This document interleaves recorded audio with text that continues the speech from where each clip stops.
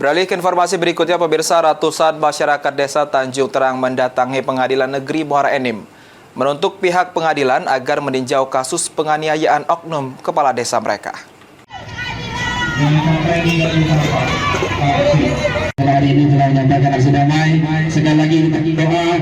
Ratusan warga desa Tanjung Terang, Kecamatan Gunung Megang, Kabupaten Muara Enim mendatangi Pengadilan Negeri Muara Enim melakukan aksi damai, menuntut pihak pengadilan negeri untuk meninjau kasus penganiayaan yang dilakukan oleh Rusmada, oknum kepala desa Tanjung Terang, kepada warganya. Berdasarkan putusan Hakim Pengadilan Muara Enim, oknum Kades hanya dijatuhkan sanksi tindak pidana ringan dan hukum percobaan. Namun dalam masa hukuman percobaan, oknum Kades tersebut melakukan tindak pidana serupa terhadap warganya.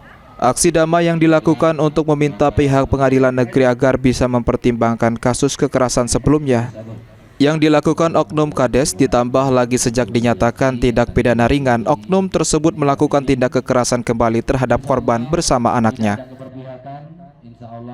Itu kami menyampaikan kepada Pengadilan Negeri Muara Enim untuk mempertimbangkan kasus-kasus sebelumnya yang dilakukan oleh oknum kepala desa Tanjung Terang, dan kami mohon dengan sangat untuk melihat dari sisi kekerasan terhadap anak dan perempuan yang kami pantau dan yang kami ketahui sampai saat ini proses bakal akan dilakukan sidang di Pengadilan Negeri Muara Enim pada hari Rabu depan.